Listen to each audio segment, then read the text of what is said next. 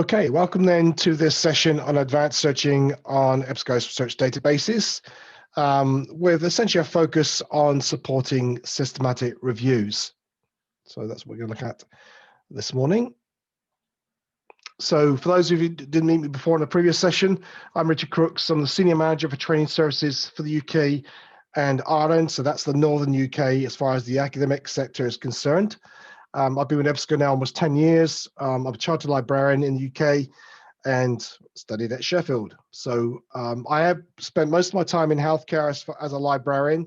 So I kind of have that bias, but I'm conscious that we've got a number of disciplines represented in this session today. So obviously try and be aware of that, of course, as we go through this session.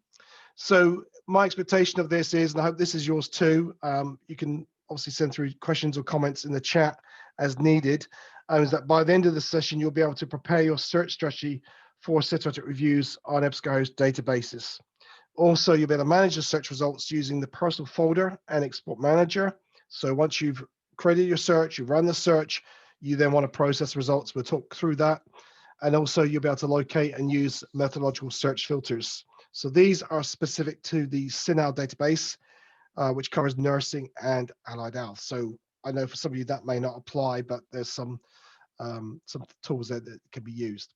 And then lastly, you'll be able to find further support for EBSCO host databases. Okay, so by all means, feel free to send any messages, comments on the chat panel that you should see. There's a chat option at the bottom on the toolbar that you should see. Click on that, and then you can either send it to everyone or to me personally as needed. And I believe Rosie will also help monitor that as well if possible. Okay, so this is what I want to cover. So I'm not going to go too much detail in terms of access, just to remind you that if you go through your normal library search on the library website, enter EBSCO, and then it will bring up a list of your databases. So with this, you can sort, refine to databases only, and then sort the list of them alphabetically. Okay, so you have approximately, I think it's 22 EBSCO host databases. So from things like Academic Search Complete, AgeLine, British Education Index, Business Source Complete, CINAHL, etc. So you have numerous databases from EBSCO. So obviously you're going to be choosing or selecting the database to search which is most appropriate to your area of study. Okay, so if you're writing a systematic review, then obviously you're going to go to individual databases that are most appropriate to support that particular review. Okay, so you will find if you click on any of these links, you will get descriptions of the databases. So for example, if you go to Academic Search Complete, you'll see there's a description on the subsequent page. So again, if you want a review of this, recap of this, we covered this in the introductory session, which should have been, I believe, has been posted now on the site. Okay. So in terms of this aspect of advanced searching, we're looking at understanding the goal of a systematic review, why we're going to be doing this, and then we'll look in more detail through the live demo as well as PowerPoint, preparing the search, and in particular using the PICO framework. So that's a common framework or technique that's used to create your search strategy. It's often used in healthcare for clinical questions, but there are other frameworks out there. So I looked at a list, there's about 25 I came across yesterday. So I can refer you to that information at a later time perhaps, but we're going to focus on one particular framework that can be used in a sort of health related question that we're going to explore online. Okay, but at least we'll give you some information as to how to approach it. So I think we've got another one just arriving here.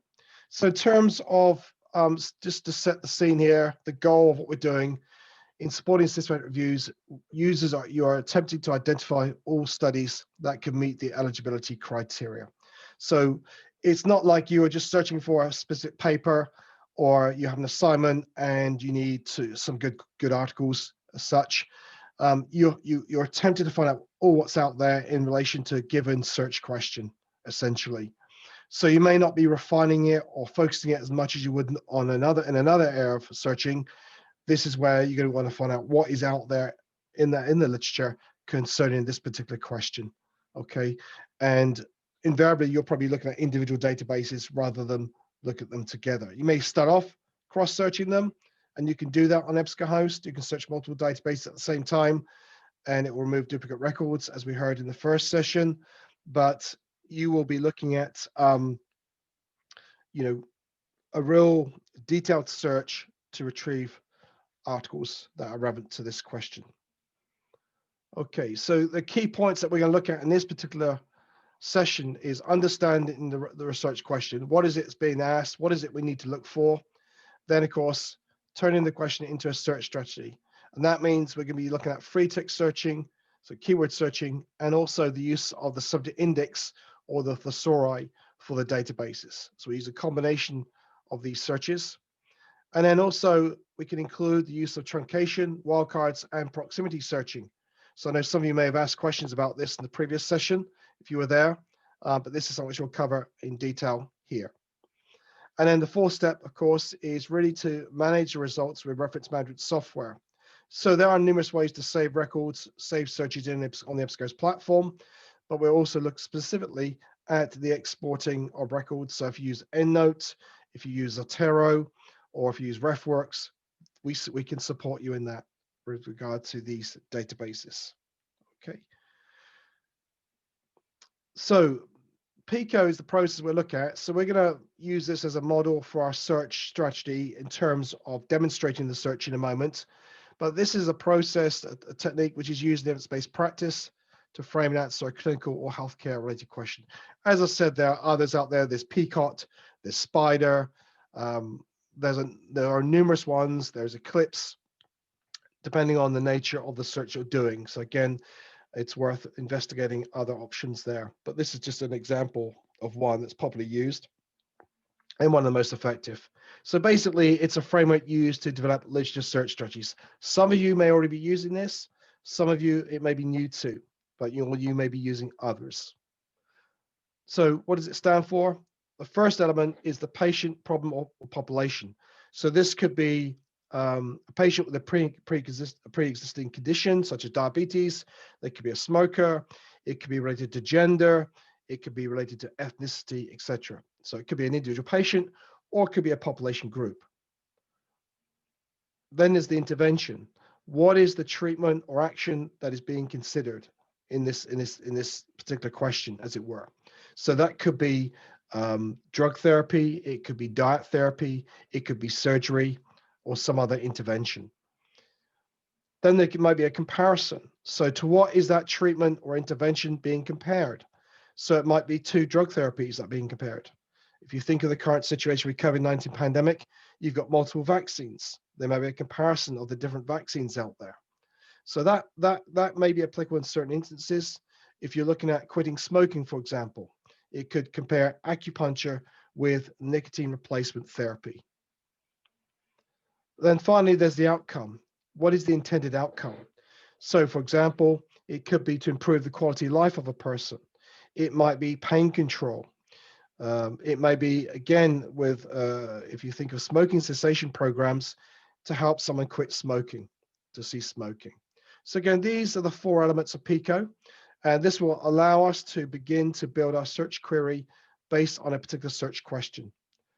So I'm going to skip to the next slide. Actually, I've got a couple of questions here, so I'm just going to drop down here a moment. So I'm just going to stop sharing, and I put two here, but I will go back to this in a moment because I've just switched this one. Okay, so let me just switch here. Sorry, let me just come out of this. So I'm using two screens at the moment, so bear with me as I just share my screen here. Okay. So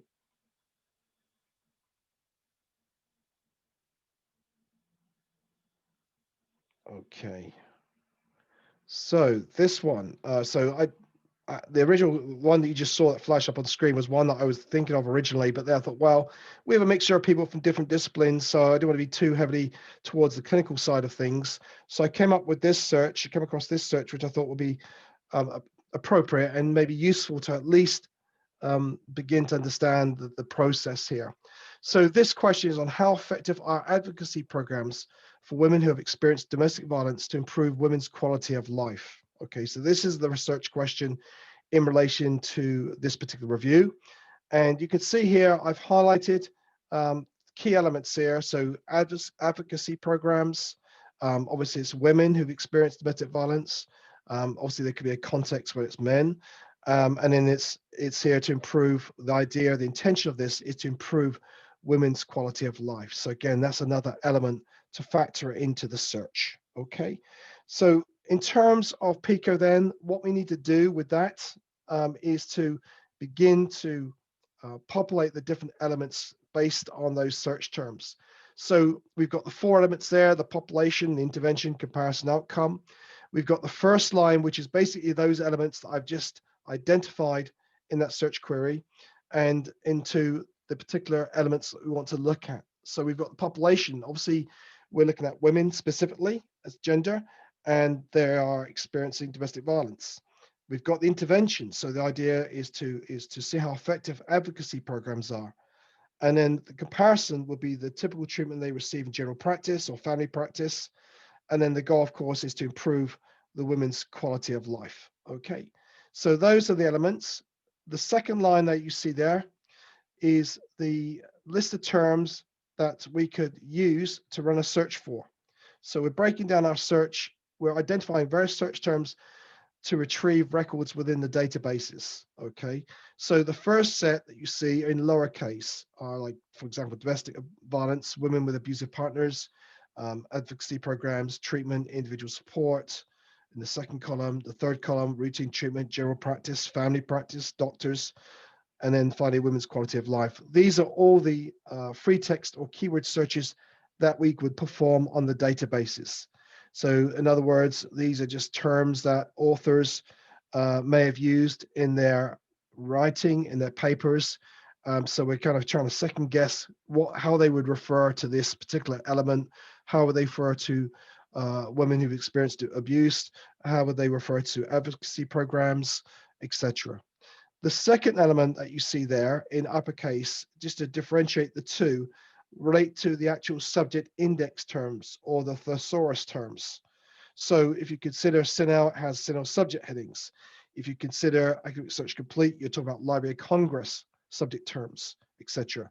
If you were used to the APA PsycInfo database, for example, for behavioral sciences, mental health, they use the APA Psychological Thesaurus. So they have their own index to identify what the research covers in terms of the actual subject content of that paper, etc. So we're looking at, again, as I said at the beginning, in this kind of search to support review, we're running a search in terms of the combination of the keyword terms and also the subject index terms as well. Okay. So again, if anyone has any questions on any of this, then please feel free to jump in. You can unmute yourself, by the way, if you need to ask it live, or you can just simply send a question on the chat as needed. Okay. I also want to point out before we jump to the live demonstration here is that the primary focus is the population intervention. So in most cases, when you're performing a literature search in support of a review, these are the areas that you're going to look at primarily: population and intervention. Now, comparison may not be applicable. There may not be a comparative treatment or intervention, so that may not be relevant. And often the outcome is implied in the initial search in any case. So for example, if you were looking at using antidepressants or exercise as a comparison to help a person with depression, ultimately the goal will be to reduce depression, and that's kind of implied in the nature of that search question. So you may not be running a search on reducing depression. Okay, so we've got this example that we're going to be using. Okay, so what I'm going to do here now, I'm just going to skip out of here. I'm just going to stop sharing and go to my live site. So I'm going to come back. Okay, I don't think there's anyone else waiting. Let me just check here if there are. I don't see anyone else waiting at the moment, so I think we're okay to carry on. So I'm going to come out of my PowerPoint here and then just go to the live site. Okay. So what I have to do also, just to let you know, is I'm going to use a demo site this morning. There are problems accessing your folders for some reason. I think it's to do with the authentication. So I can go into your account, run searches on your databases, but when it comes to signing into the folder, as we'll talk about in a moment, a bit later, I was not able to do that. It's asking me to authenticate as a off-site user, which you have to do through Open Athens. So I think we've got a chat here. Okay. Right. Okay. Okay. Thanks, Rosie. Okay. So we're going to go into these list of databases now. So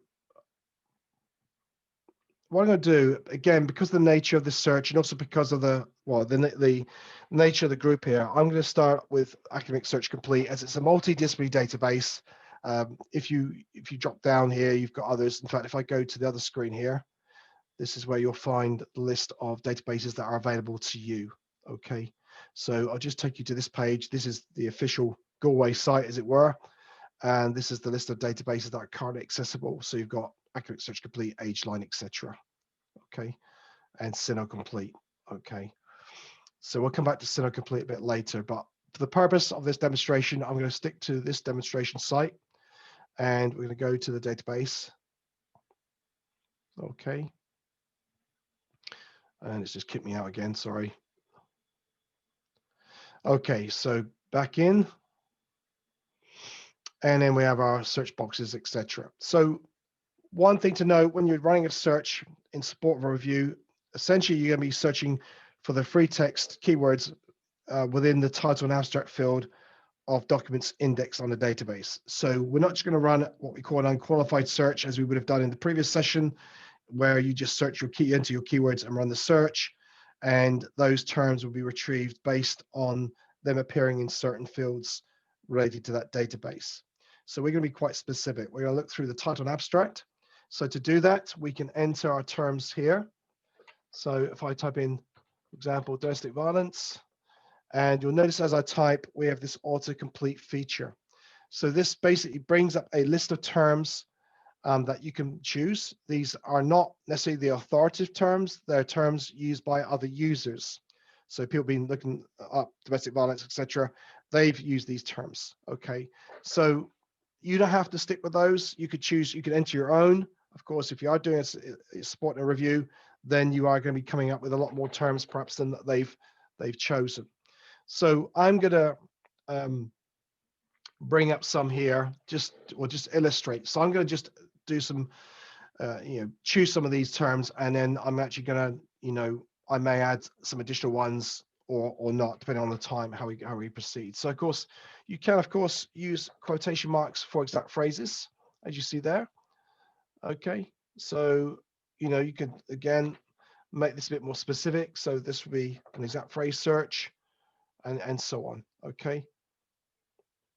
So you can add other terms, for example, use spouse abuse here.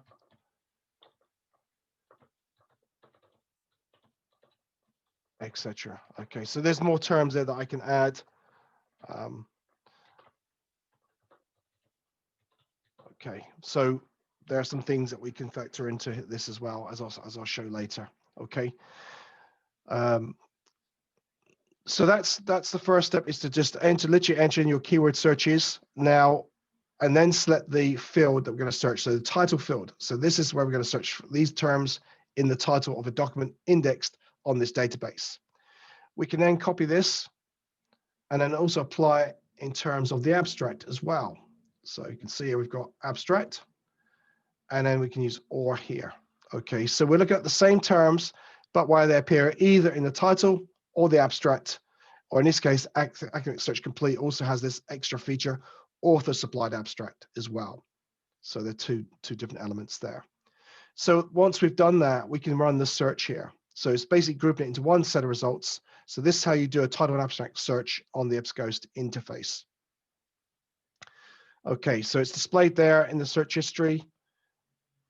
But as I mentioned, we wanted to combine this with the actual index term as well. So there are a number of ways you can do this.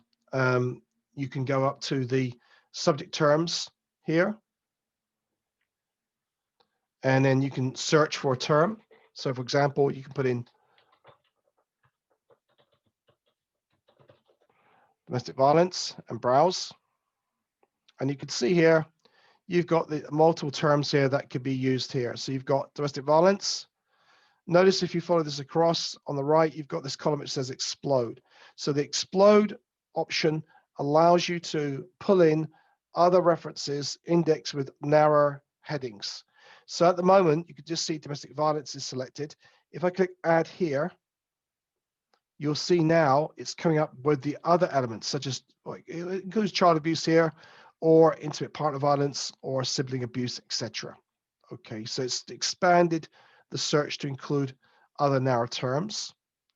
We can also include these as well. I mean, even in literature, if appropriate, although we may not need that perhaps. Domestic violence laws, lawsuits, etc., statistics. Again, so there are multiple terms that we could use altogether here.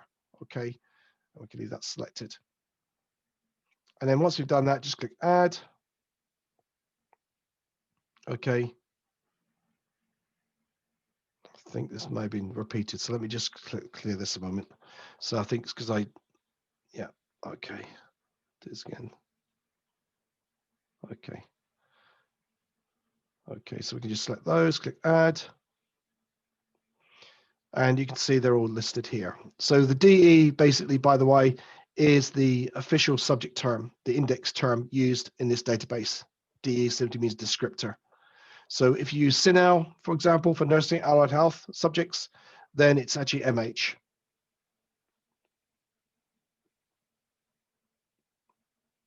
Okay, thanks, Celia, for the question. Yes, the first search you conducted had apply current subject selected. Does this not take into account subject terms? Yes, it does. It would do that, but in this example, when you do a title or abstract search, when you use those field codes, it overrides the expander apply current subjects. So that doesn't come into play once you start using the field codes or adding the syntax within the search box, it overrides that option. Okay. If we were to just run simply a unqualified search with no field code selected, apply current subjects would be applied. Okay. So again, I think for the purpose of a search like this, you're going to be using more advanced features rather than those kind of add-ons like you have, like apply rated terms, etc., that you saw in the first session, which I'll refer to again in a moment. So once you've selected these terms, you can click search. It's now going to retrieve records indexed with those particular elements. Okay. And you can see them appearing here. So in this example, a lot of these terms are in uppercase, preceded by DE. So once we've done that, we can group the two sets together with OR. So just select them both, click OR. So they're in one search string now. So a combination of title abstract searching and also subject searching. This is also a good indication as to why you would do both types of searching, because you see if we just stuck with title and abstract only, we have 23,000 records.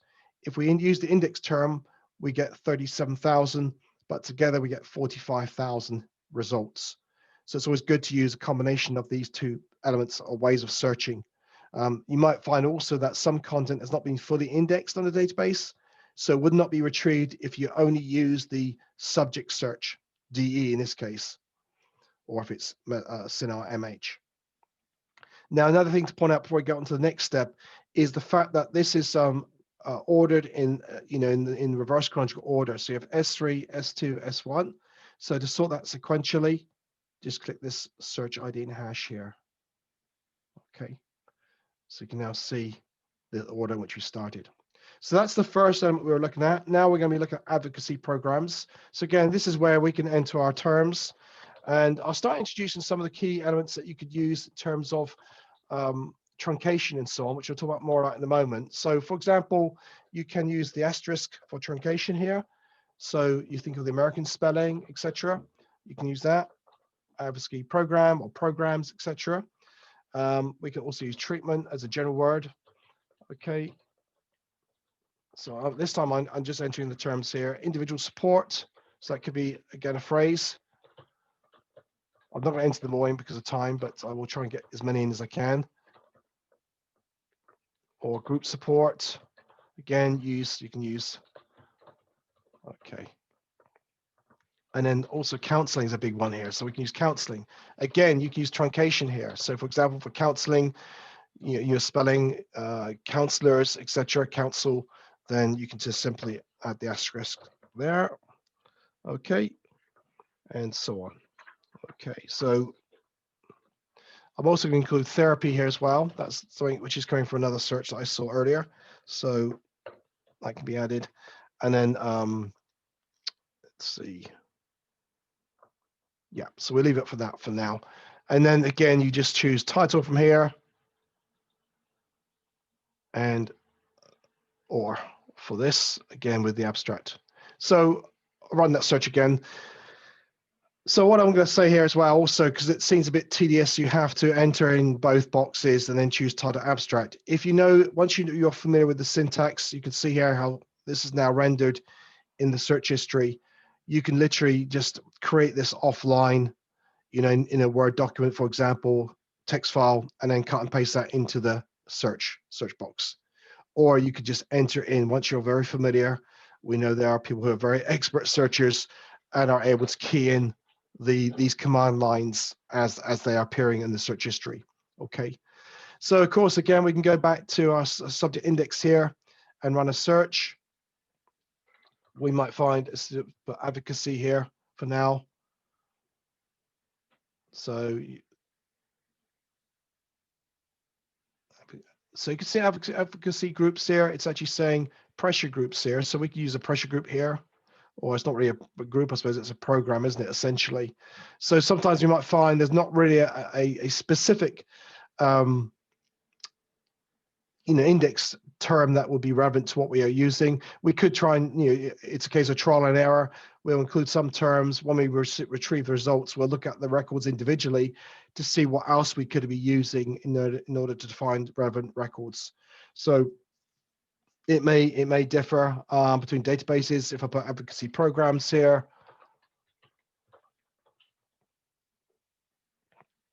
you've got patient advocacy, for example, social advocacy, maybe use these as well. So we can just try and, choose patient advocacy for now. Again, this is just to see what potentially we could use. Okay.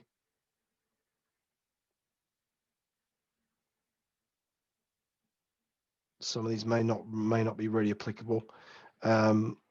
We can look at others such as, let's go for counseling. So you've got counseling here, counselors and so on. So you can choose counseling here. And we can explode.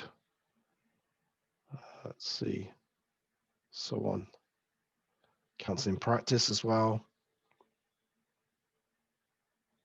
Counseling psychologist, maybe. Anyway, there's a number of things that we could include, research, perhaps. Okay, counseling websites, whatever. So we can add these to it. Okay. So we can add these to our search here. We can add more, of course. I've got a lot there listed. Some of these will not always apply, of course. Again, you can see the fact that I've selected the explode column means I'm bringing back a lot of hits as well. A lot of headings that could be used or incorporated into the search. And we may find some of these are not really necessary, perhaps, or relevant. So again, for the sake of time, I'm just going to run this search for now. Okay. So again, we can combine the two together. So actually, there's not that many. For some reason, there's just not many appearing there. But this is a multidisciplinary database. So on the one hand, we've got over 3 million for those elements, but only 75 there. But again, I think for the sake of time, I'm not going to be covering all the elements of a search, or at least all the particular terms I could be using. But that's the second element, as it were. Then of course the comparison is general practice or family physicians and so on. So again, we can go back to our subject terms here and then run the search here. So for example, I looked at general practice. Okay. In fact, I want to do this. Let me just go back a step here. Sorry, we need to do the title abstract search. So again, the next step is to do a title abstract search for general practice and so on. So we can start typing, as it were, or you can see family practice. And again, because of time, I won't use the truncation or the quote marks here, essentially just to save time. But then you would enter your terms here, copy them across, and then okay. So again, you can always add other elements there. In fact, I could use, for example, asterisk for general practitioner. Okay, so that would again bring it back more hits, more references, say family practice or family practitioner. You can use the truncation here. Obviously, always be mindful where you're placing the truncation because it may end up with more hits than you planned. So I just want to come back here. Okay, so again, we'll talk about truncation in a moment as well.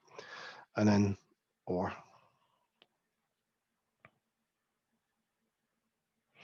Okay, so then we bring back our results there. Again, title abstract. Okay, I think Philip's just arrived as well. Okay, and then subject. So again, we can look at general practice as a subject term to identify. And you can see here we've got, for general practice, we should use family medicine. We've also got general practitioners here as well. So we can choose that at this stage. But if we want to, so we can add that or go to family medicine and then choose this one, or family practice. I think it's family medicine. Yeah, that's family medicine. So we can add the two there. So we've got this family medicine or family nursing as well included. Okay. So that is, again, another element that we can be using. Okay. Okay. And then we can combine the two together, S7, S8. Okay, with or. And then finally, the next set we'll look at is the quality of life. Okay, so again, we can come up with some variations of that.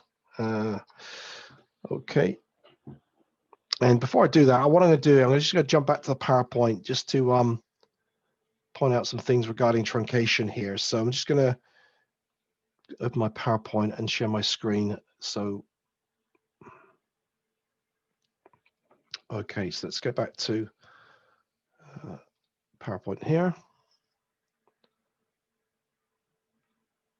Okay, so just to backtrack, if you like, I've been using the truncation, as you saw. So the truncation, of course, is the asterisk on the EBSCO host, and that allows you to replace the ending, like you see here with diabetes. Okay, so obviously I've been using it for like general practitioner, to find general practice and general practitioner in the same search. I've used the asterisk. It can also be used between words to match any words as well. So if you were to do a search for work-related injuries, then you might also want to make sure you pick up workplace injuries. So you can use the asterisk in one of these two ways. Okay.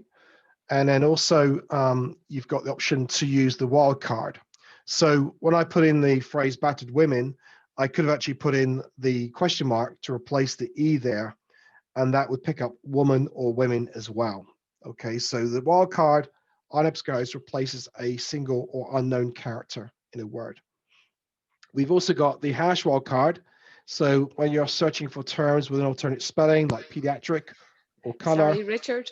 Yes? Sorry, Richard. Rosie here. Just to let you know, we're not actually seeing the screen at the moment, I think. Oh, sorry. Okay. No problem. It happens. Okay. Yep.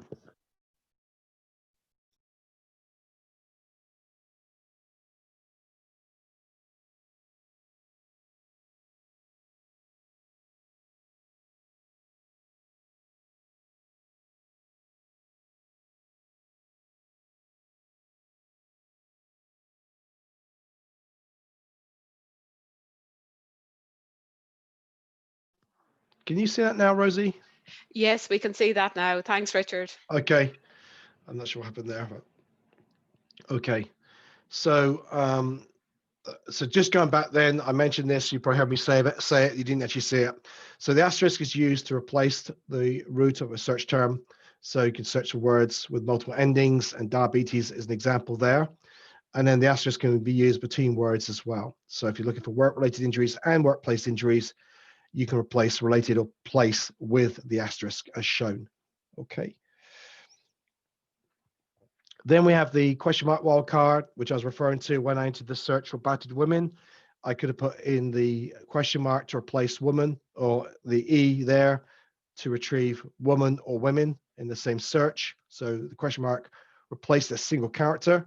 The hash wildcard will search for words with alternate spelling, for example, pediatric or color, with a difference between US spelling, etc., UK and Irish spelling. So you've got that option there, and you can see how that can be used.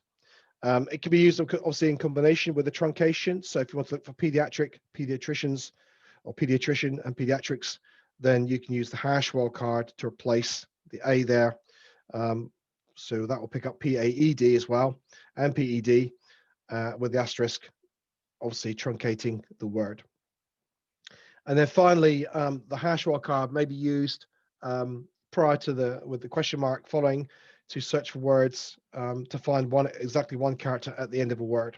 Okay. So again, you find here Monday's not Monday as an illustration. Okay, some of these may be more commonly used than others, but then again, this is the potential that you have on the EBSCO interface. So the next thing I want you to just briefly cover before we go back to our search is the use of proximity operators on EBSCOhost.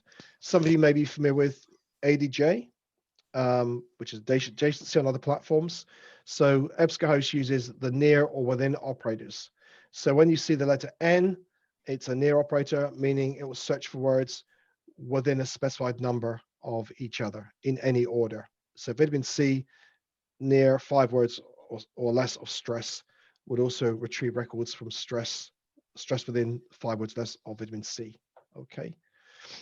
And then you've got the within operator, which is more restrictive because it searches for words in the order in which they're written or entered on the database. So stress within 8 words of, vitamin C within 8 words or less of stress would bring back results where those words appear in that order, but within 8 words or less of each other.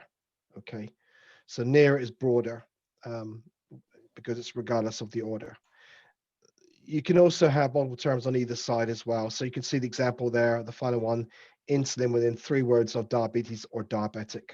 Okay, so the results would be retrieved based on the word insulin appearing before the results of diabetes or diabetic. Okay, so there is a search here just to illustrate some of those key elements. I may come back to this a bit later, time permitting, but basically this incorporates the use of field codes such as title, abstract, TI, IAB. It also includes the near operator. So if you're looking at smoking within 3 words less of cessation, and the truncation is also included there. And also the wildcard to replace a single character, such as cost benefit analysis or analyses, okay, in that example. So this search strategy, by the way, was developed in the Erasmus Center in the Netherlands and designed to run on the EBSCOhost interface. So this could be used on any number of EBSCOhost databases. Obviously, you may need to adjust some of the syntax, particularly regarding the subject searching there. So I've got SU there as a subject search. That's a generic search of the subject index on any given database. You could use DE, as you saw we're using currently on Academic Search Complete, or you could use MH, which is used for Medline and CINAHL for the medical literature or nursing allied health literature. Okay, so let me just also point out we've got this help sheet here. There's a link to it in the PowerPoint, and you'll receive a copy of the PowerPoint, by the way, later on. But this gives you the breakdown of the key syntax used, in this case on CINAHL, but it will be appropriate for other databases, especially in terms of the wildcards that are used, okay, and the use of proximity searching.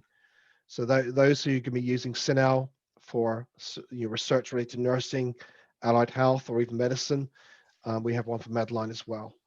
Okay. So let's go back to the PowerPoint. So I'm going to again stop sharing here, make sure that I do show my screen this time. So, and I come out of the PowerPoint. Okay.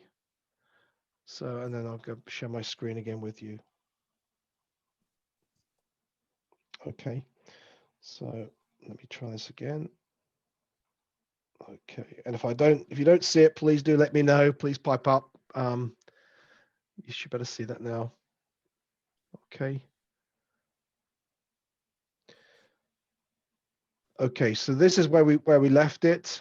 So we were looking at the final step of this search. This is the outcome element of PICO, which related to quality of life. Okay, so we can again look at this in terms of entering our search terms. So if we type in quality of life, you can see here we've got quality of life or well-being with a hyphen. I wouldn't on EBSCO host, by the way, the hyphen's ignored in any case. So I can modify this one, or health-related quality of life.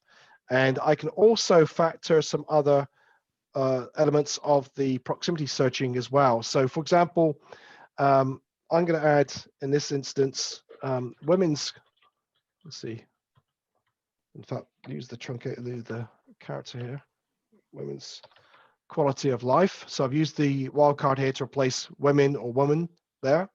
I will take out this one because I know that EBSCO doesn't just ignores the hyphen in any case. Health-related quality of life, maybe not so much, but we can also add here quality of life. Let's see now, quality of life and two, so that's near 2 words or less, and women. Again, we use the question mark. Okay, so this is also a phrase search, but basically what that means, that's saying here, we'll look for quality of life within 2 words or less of woman or women, and then or vice versa, women within 2 words less of quality of life. So again, it's assuming that this phrase is going to have some, some relevance to our search. Okay, so again, you can you'd explore this in more detail. You may consult, your fellow students, colleagues, etc., to determine your tutors what would be the best search query. How would be best to phrase this? But it's just kind of an illustration of what you can do with this interface. Okay, and then we will just choose this. Okay. So again, I mean, I'm running this on Academic Search Complete. I could have run this search on CINAHL or another database that may be more appropriate, etc. But it is a multidisciplinary database, and you may run the search on another database at a later time. Okay, so we can now run this.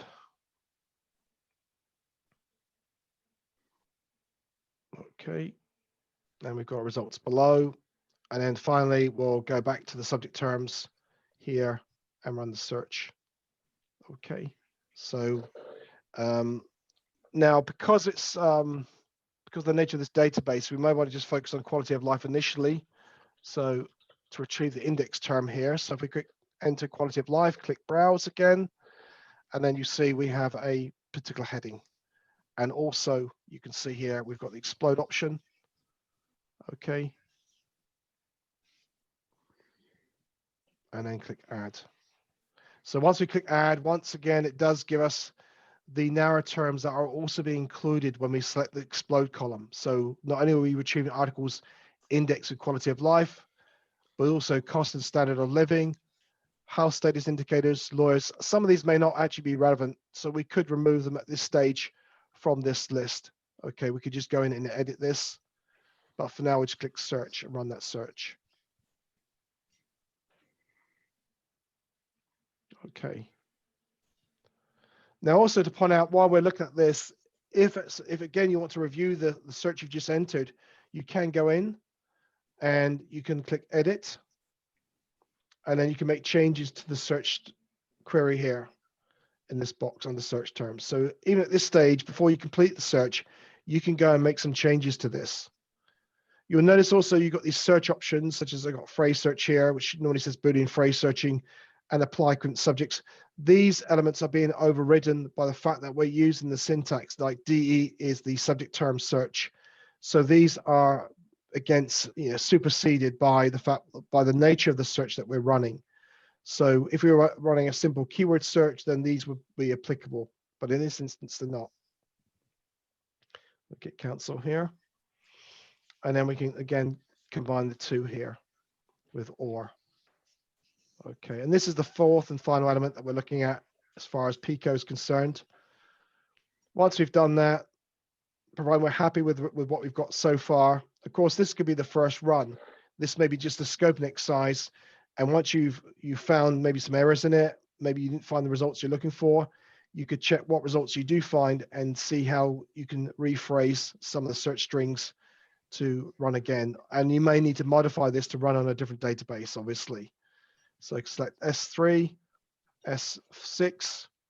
Another point here as well is, although we're comparing two advocacy programs and related programs with routine care, general practice, rather than have them grouped together in the same result, we may want to treat them separately. So you may want to have a search which focuses specifically on advocacy programs, individual support, group support, and another search which looks at general practice, primary care in relation to handling or the effectiveness of that for domestic violence. So again, I'm going to group them all together at the moment, but we're going to end up with a very few records based on my previous searching that I did. So I know I've missed out a few terms in this one, so I don't know whether I'll get much at all. If it was a handful. Oh, I've got 22 results. Oh, that's good. That's good. Okay. Yeah. Okay. So I think there's a chat here. Okay, thank you, Celia. Yes, does using truncation also override the other search options? I believe it does. I can't say categorically. I mean, obviously, if you use the field codes as I was using with title and abstract, then it certainly would. If you just do a general search and you have truncation, then there may be some element where it will try and identify the subject term using the apply equivalent subjects feature as well. It's probably worth trying it out to see if it does impact it. I know for sure that if you use the syntax, use the drop-down field codes here. For example, you've got geography, GE here, you've got PE, people. When you start using these elements, the elements that you saw, so if we click new search here, so Celia's question relates to using the search options page where you have like Boolean or phrase searching, find almost search terms, and these expanders. Again, for those of you who are not in the first session, you may want to revisit that because we talk about the use of expanders. But basically apply related words, picks up words in the thesaurus, the subject index, which may be synonyms or plurals to the terms you enter. The option to search within the full text is also there if it's selected, and apply equivalent subjects. But if you're using the field codes here, those will be overridden. Okay. If you did an unqualified search, you just entered, for example, domestic violence here as it was, then this would also pick up the related subject terms in relation to domestic violence, in addition to running your keyword search. Okay.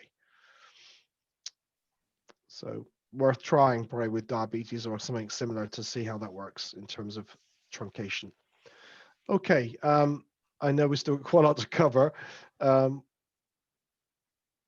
So in terms of what we've got here, then we'll just look at these results briefly. I will show you another feature in a moment regarding CINAHL as far as making use of the subject index and how you can search within CINAHL. But just to clarify and finalize this one, and that's just slow down here. So for those of you who came in quite late, that's fine, no problem.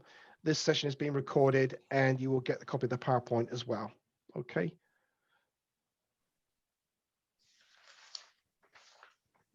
Okay. Thanks, Catherine. Okay, so just a question here, or comment here, regarding the use of and, search with and search with or. And when would you use one over the other? So essentially, if we revisit this search, I'm just going to stop it now. It's just so slow at the moment. Breaks are approaching lunchtime and North America has woken up and now the bandwidth is dropping. So, okay, so in this search, you can see we've got the various elements.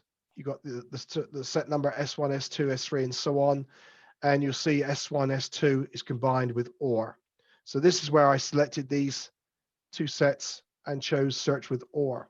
So search with OR will broaden results because, and it's used where you're using like terms. So as we've been doing throughout this example, running a title abstract search and then also combining that with the subject search. So these are essentially the same terms, but the first set are free text keyword searches for terms appearing within a title or abstract of references. The second element is where we have the official index term for that particular element. So domestic violence is a subject term within Academic Search Complete to identify content about that very subject. So whether the phrase domestic violence is even mentioned in the article, if it's about that, it will bring back results based on the subject index being assigned, that term being assigned to the article. So we use OR because both are the related topic, and they will bring back results whether the words appear as keywords in the title abstract or their actual articles indexed with the relevant subject heading. We use AND because we're going to, as we've done in this last set here, because we want results to reflect all the 4 elements that we focused on today. So we want articles that talk about domestic violence, that talk about advocacy programs or therapy or group support, counseling, etc., compared to general practice or family practice, and also the outcome quality of life. So basically those 4 elements, if you remember back to the PICO stage, those are now combined into one set of results. So we use search with AND.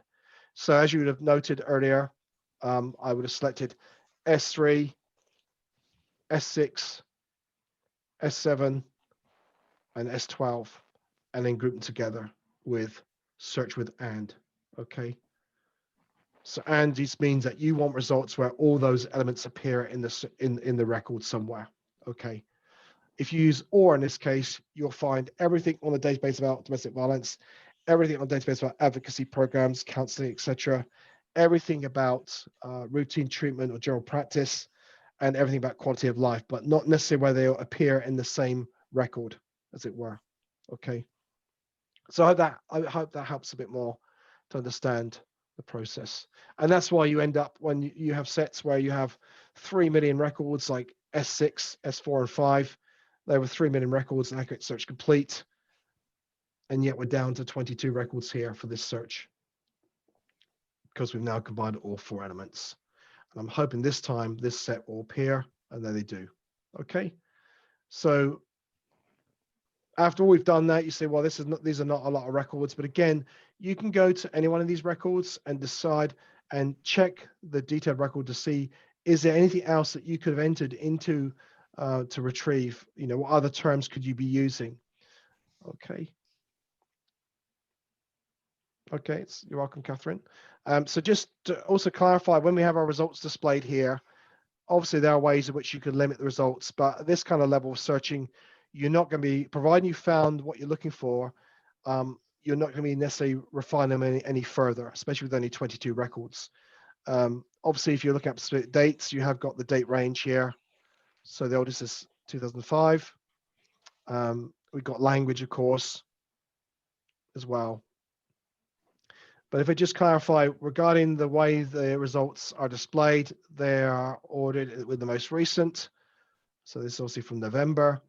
And if you click down, you can see we've got the most relevant as well. So if you want to see the most relevant results in relation to the topic we're searching for, you can sort by relevance. For some reason, dental neglect is the first one or the most relevant.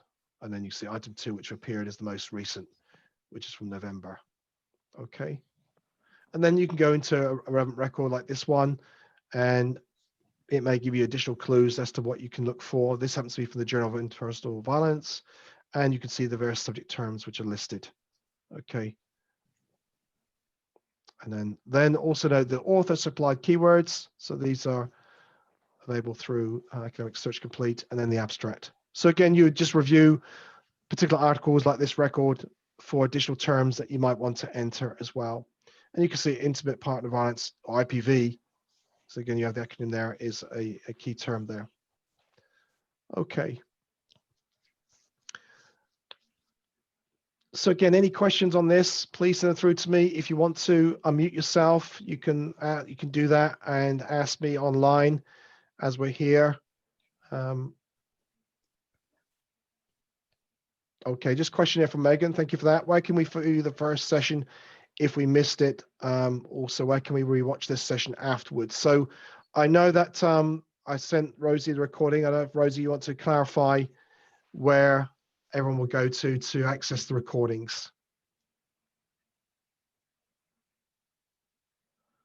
So maybe I should just unmute you here. So I have problems seeing. Let me just stop sharing here. Okay. Sorry, Richard, I was talking there, but I had forgotten to unmute myself. Can you hear me now?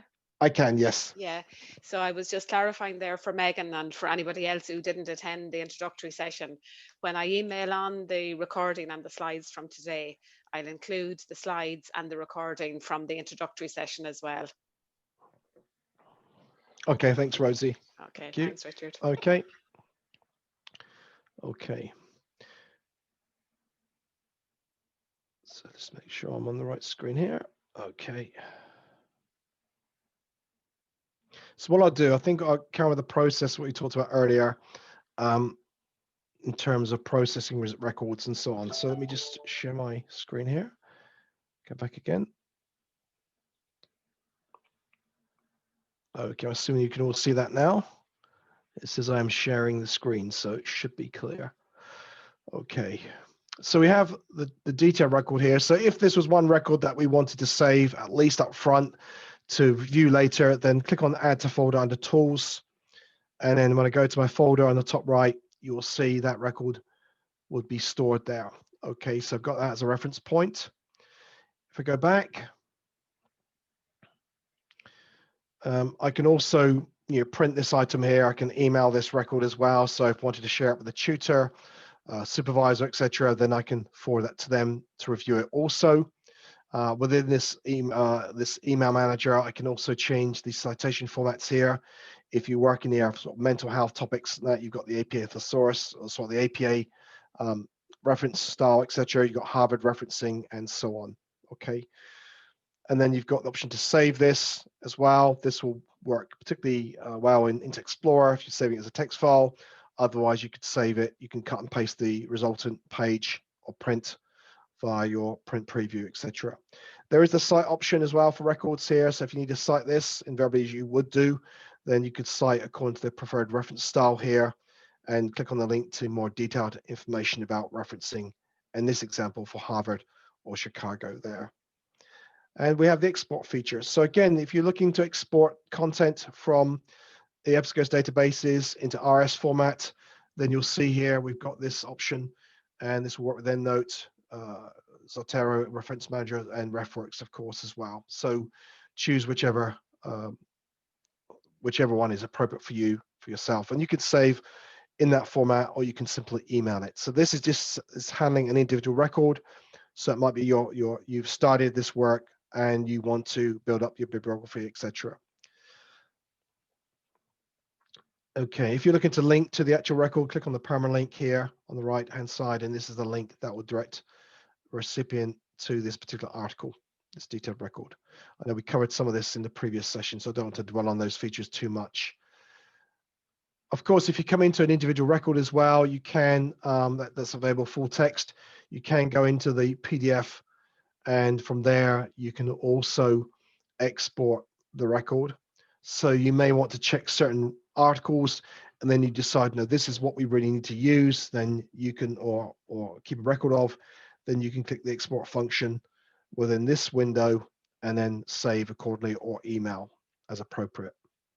Okay. Now, obviously, it may be that you're just working with a set of results and you're going to export them together, rather than just keep sending individual records. So what you can do here, of course, is you can use the export option. So for sharing here, click share at the top of the list. You could see you could save up to 22 records here. I can click 22, I can click 1 to 22, and those records will be stored in the folder with the other references. Okay, and that hasn't come through for some reason. So, okay, maybe I'll just too quick here for this system. So I'll try that again. Okay, so it's now indicating that these are saved. I go to the top. Okay, and for some reason, oh, there they are. They are there now. Okay, so those records are now stored. Okay, so at this level, if you may just save, those initial set of results you save, you've got 22 records now stored here, and you may then go back into the same database, or you may go to another database and run the same search or a similar search. And then once you're satisfied with the results there, you can save them, and those results will be added to this list here. So it's quite likely that you'll be searching multiple databases as part of the process for supporting this review. When you've got your results collated, so you may have results from Academic Search Complete, you may have results from CINAHL Complete, or Business Source Complete, or AgeLine, British Education Index, depending on what ones are relevant to you. Then you would group them together. Then you'll have a list of results collated here. And once you're satisfied with that, you can select these and you can export directly from this folder. Okay. This is all before you even sign into your folder. So I'm not signed into my personal folder at this stage. I can just process records that quickly here. And then once I've decided the format, the file format, I can click save. And then you'll get, in fact, this is the format it's saved into. Okay, as you see there. Okay.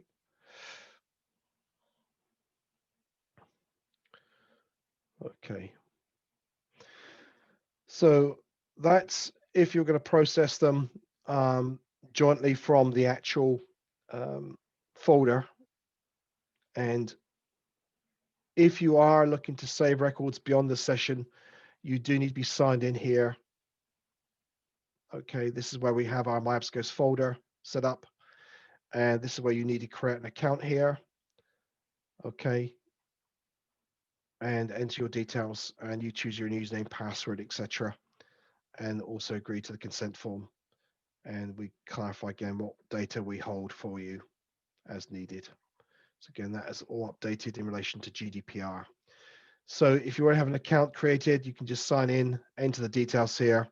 I'm going to go into sign with Google just for the sake of time. And then just waiting for that to go through.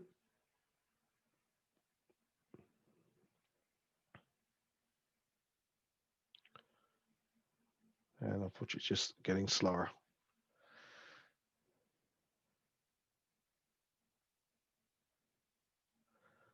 Okay, so again, if anyone has any more questions, send them through to me on the chat, and we'll take some at the end as much as possible, time permitting here. So I'm going to have to stop, I think, just to refresh this.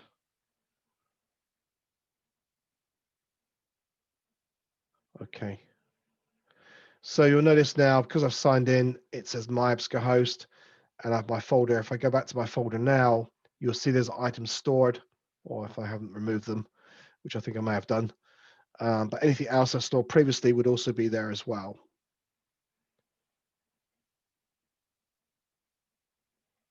And again, unfortunately, it's just becoming a bit slow at the moment.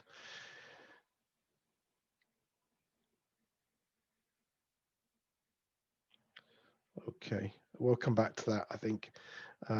One thing you can also do here is if you want to export results directly from a database rather than save them to the folder, as I was just doing, then once you go into your results screen, click share, and you'll see at the bottom of that box here, we have this link here, email a link to download exploited results up to 22. So this is just the 22 records. So rather than save them to the folder, I can click this link, and this will allow me to export those records in an email with a link to extract them. So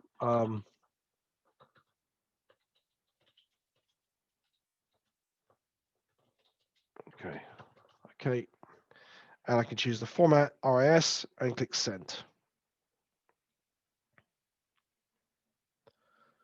So again, and then you see this confirmation. So a link's been sent, so I can retrieve these exported items and then can import them into my preferred software. And I have up to 7 days to access that link. So it's valid for 7 days. So again, I can go back to it next week before it expires. Okay. So that would just send me a single link to extract these records. Now, 22 is not a lot of records.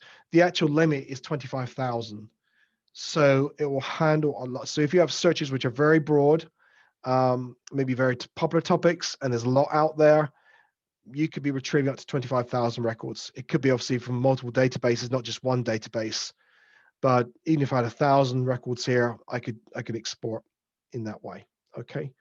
So I can bring back a lot more records than the 22. Okay. Otherwise, again, I'd go back into my folder and I could export directly from there. So one thing, of course, you'll inevitably need to do also is save your search, especially if you're working through it and you've not completed it, or you've run it the first time, but you want to make some changes, then you'll need to save it. You can print, of course. So you might want to print a copy and share with your supervisor, your colleagues, the people you're working with. So you can print a copy of this from, right click, etc. Otherwise, you can click Save Search Alerts. And Save Searches means that you do need to be signed into a folder. If you've not signed in before, you'll be prompted to sign in. So again, we can enter the search here. I'll just put AP. And then the search, the data is given, the database we searched on, the search strategy. So this is the last set that we've focused on.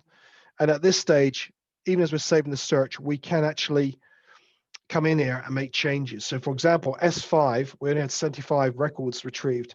So we could go in and edit this. Maybe we want to change the search query here, add some other terms, maybe remove some things that are not relevant, etc. And you make changes there. So you can make changes to this as needed.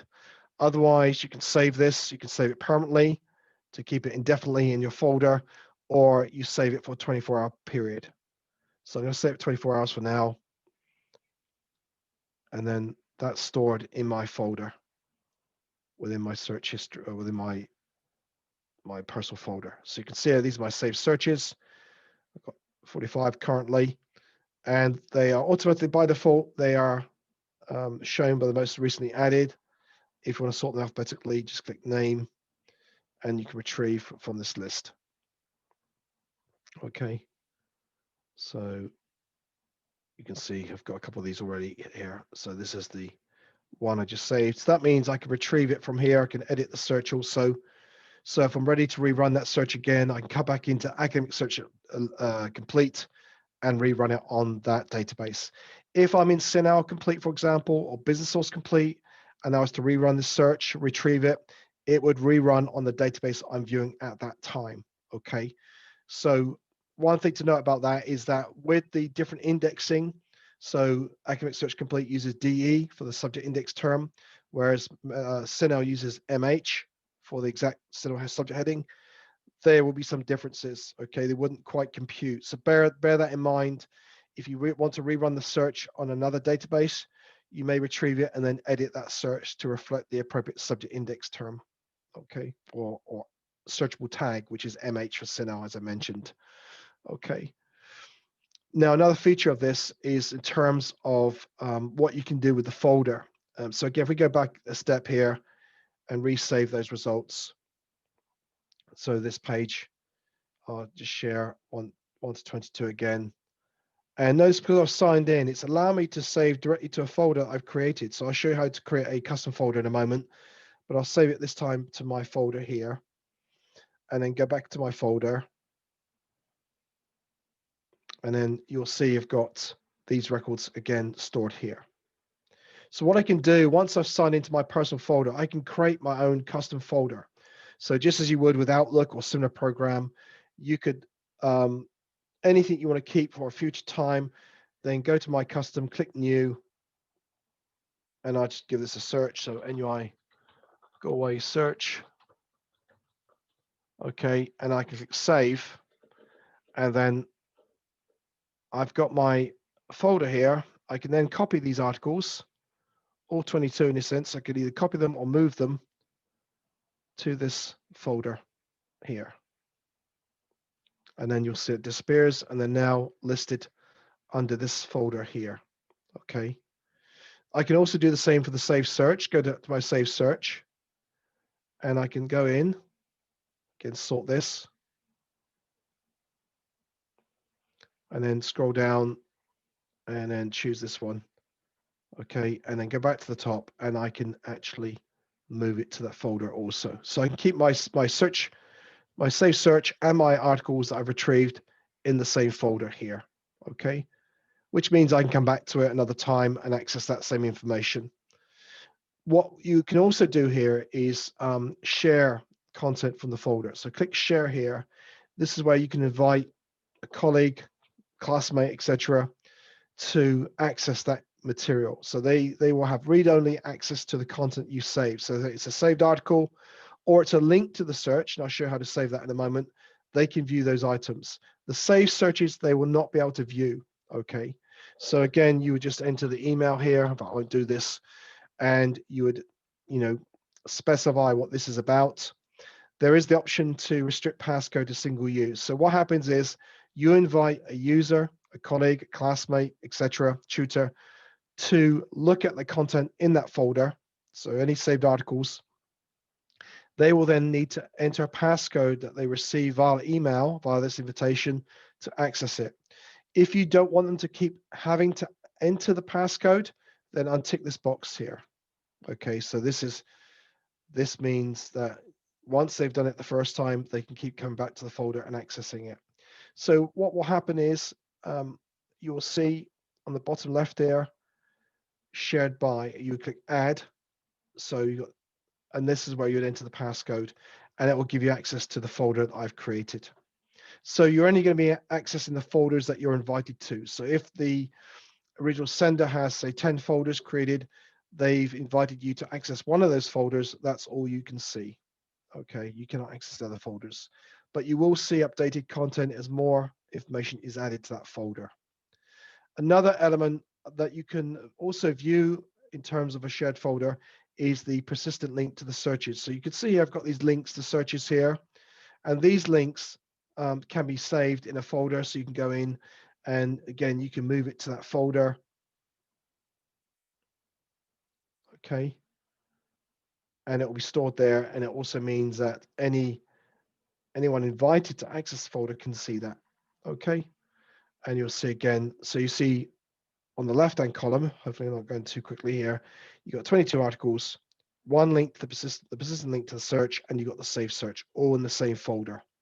So just to get the persistent link to understand where to go to for that, then you'll see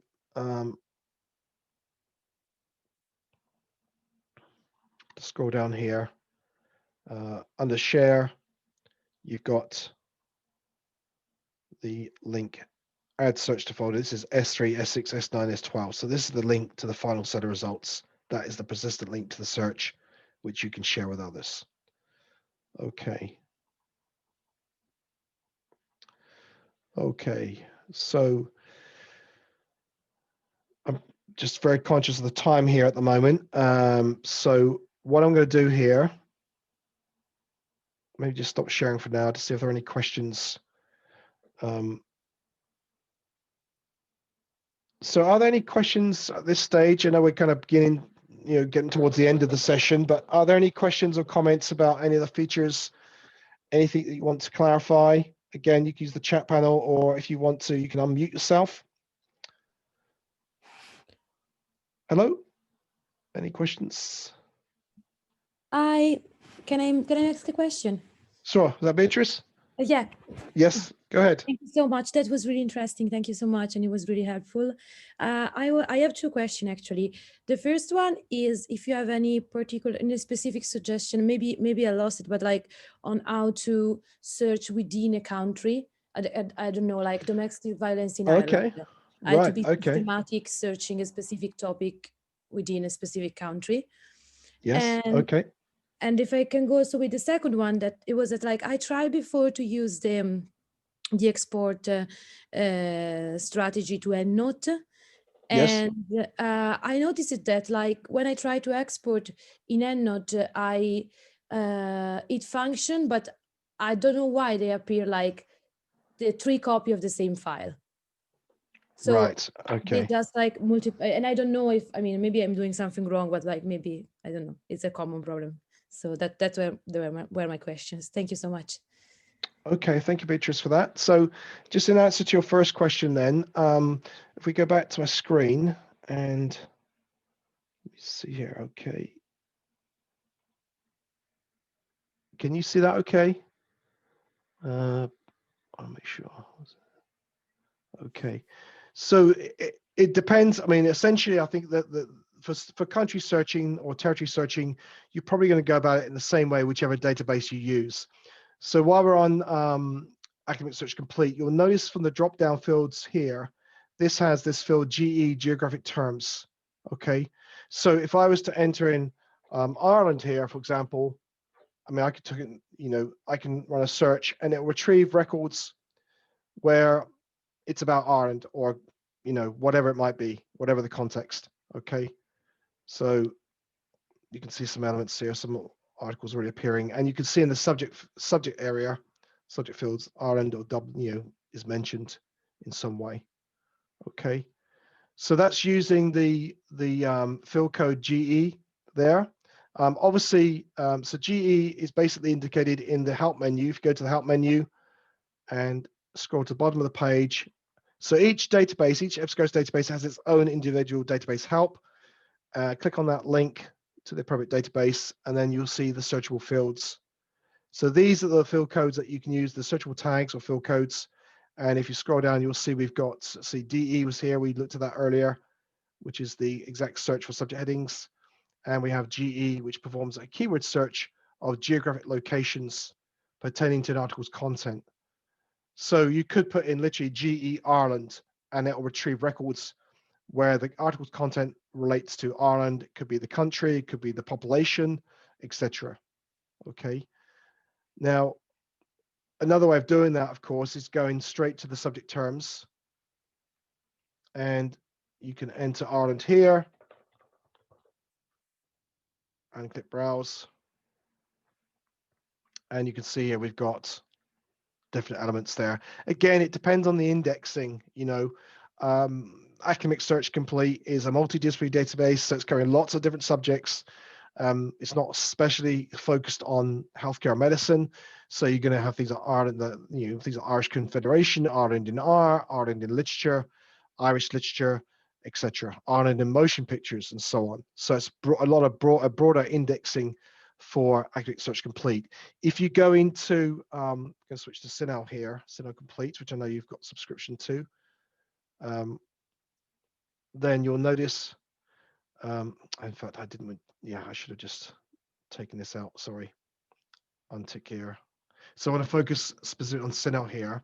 So with CINAHL, again, if you can use the subject headings here, and you can just browse the thesaurus, then you'll see here Ireland. If you'd entered the Republic of Ireland, it would say, use Ireland. Okay, so again, Ireland is the definitive term for the National Library of Medicine about anything to do with Ireland specifically. Okay. So what you can also do is combine it with a keyword search as well. So again, to be perhaps more comprehensive, you could do it, you could search for, let's see, Ireland or era or Republic of Ireland, etc., or Irish even. Okay, as a title abstract search, as we did earlier, etc. And then you can also do it as a, a geographic search as well. Now with CINAHL, of course, these are different field codes here. It's part of the indexing for CINAHL, or the CINAHL. It doesn't have a GE subject heading or field code. It uses MH for the exact subject heading. So you could do Ireland here, for example. Okay, or Ireland. I'm not obviously doing abstract here, but just a sake of time. And then so you'd be searching for both instances. Title, you would do the same for abstract, of course, and then you could combine it with the exact heading as well. So basically, the main thing is that you're going to be using the subject headings here. CINAHL does have another option, a geography filter, but that filter relates to country of publication, not the actual, the article's content or the population group, etc. And that's mentioned in the first session. So if you want to refer back to that, that will point that out to you as well. That's anyway, that's my response to country specific information. The other thing, EndNote, I think we probably just need more information about that. If there's a problem in receiving results when you're exporting to EndNote from EBSCO host, then something which we perhaps need to know about. Maybe you could let Rosalie know, send more detailed information, and then we can check with our developers, our product management team, to see what may be the problem, because it also may depend on the database you're using as well. I mean, it's a feature across multiple EBSCO host databases, but again, it should, if there's a problem with that, it may be, I can't say for sure. I can only show you how it's used in terms of that information.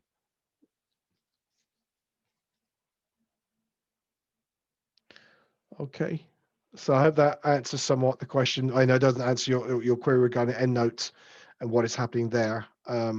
We just need more information on that, I think, to really be sure what might be going on. Okay, another comment here comes from Norella. Thank you for that. Is there any chance you might be doing a session on searching the grey literature? So I think I have to talk to Rosie about that one.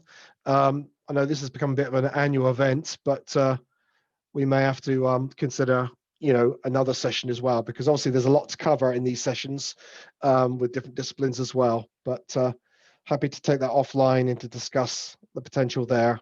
I mean, also when you are searching a database, you have got other. In fact, let me just bring up another search here briefly. And I'm going to just run this, hopefully. And then I can point out some of the filters as well that you may be interested to know about. So I'm going to just scroll down here. Let's see. I'll just retrieve this one. So this is a smoking cessation one, which I talked about earlier. And unfortunately, it's going to append it to this one, which is what I didn't want to do. But I forgot I still had my search stored there. I haven't not deleted it. So okay, so just rerunning this.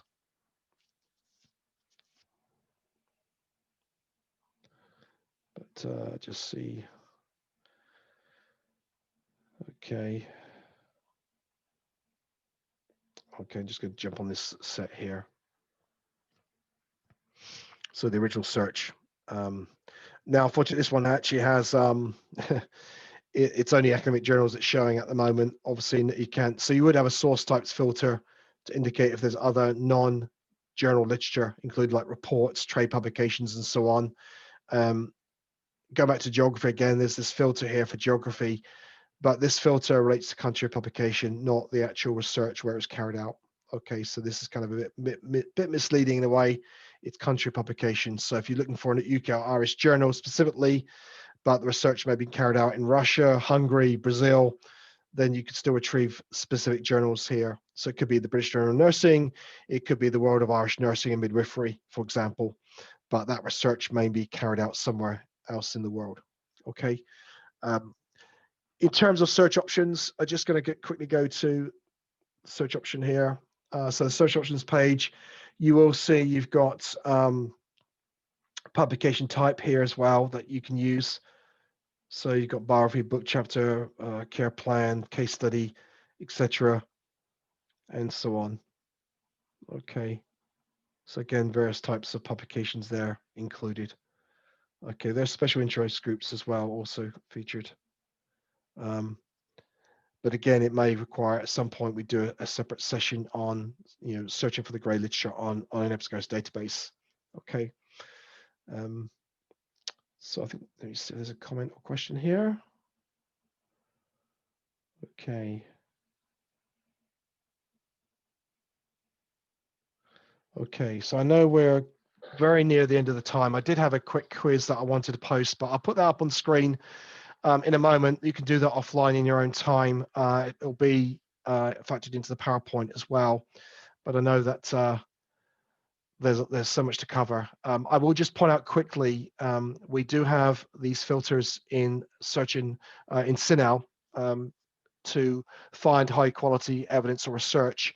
These are called clinical queries filters.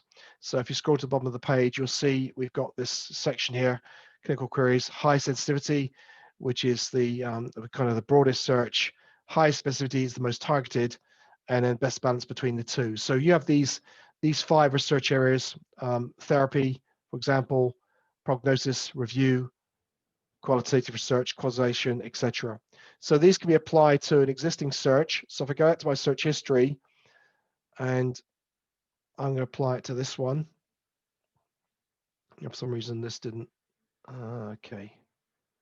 So I'm just going to combine these 2 sets together. This is another search that I put together, and I'm going to run now.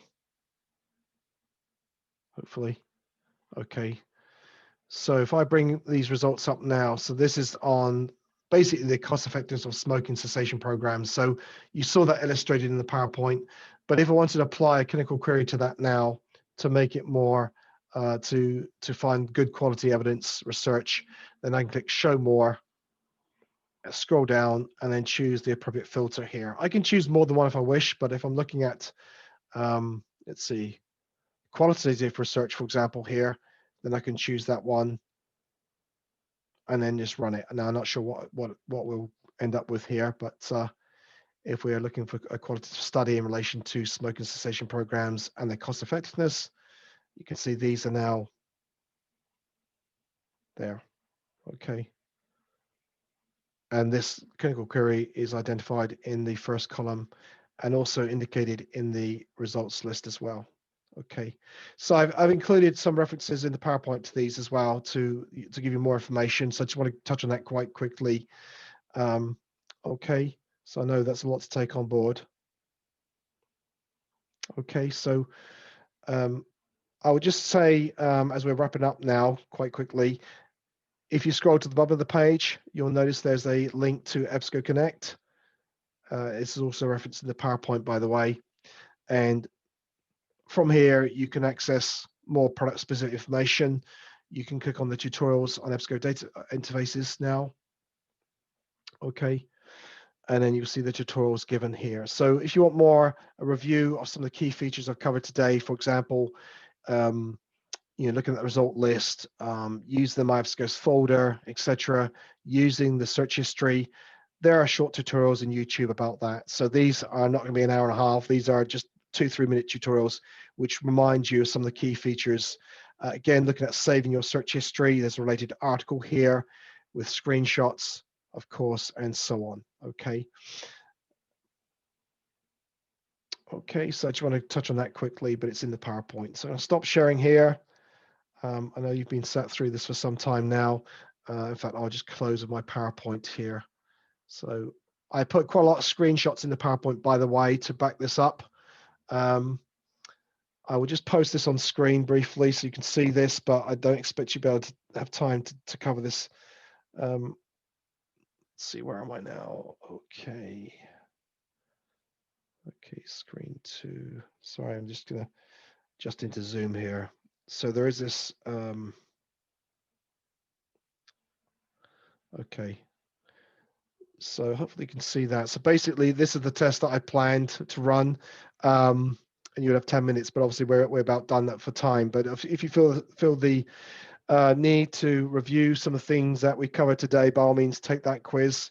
There's a QR code. If you could scan that, you can then do that on your mobile device, etc. But I don't expect you to stay beyond the session to complete that.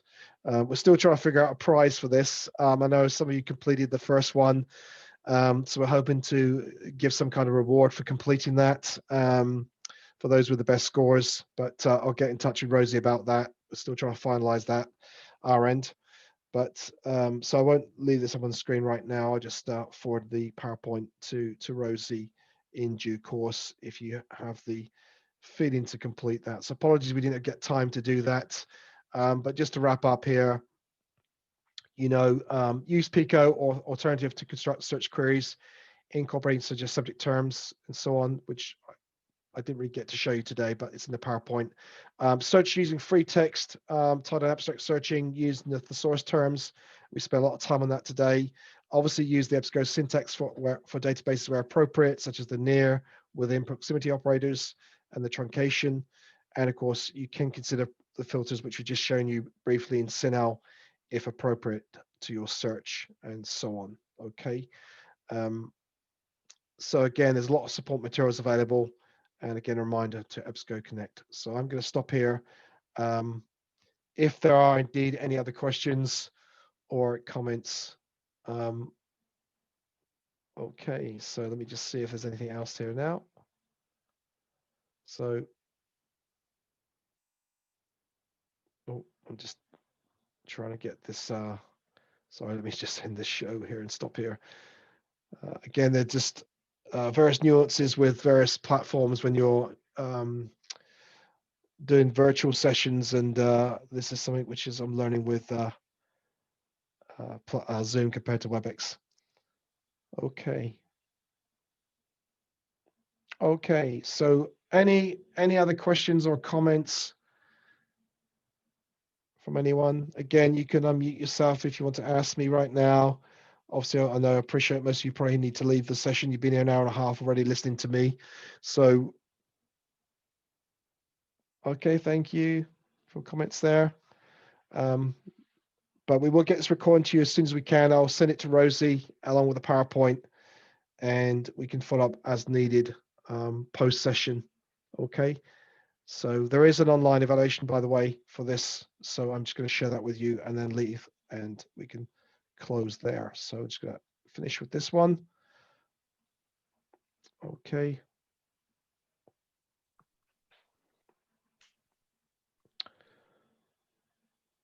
Okay, so happy to conclude there, unless there's any more questions or comments. Rosie, I think, do you want to? Yeah, I just wanted to say a big thank you, Richard, on behalf of everybody. That was very comprehensive and I think very useful for everybody who was fortunate to attend today. So thanks a million, and hope your cold gets better soon. Look after yourself now after all that talking.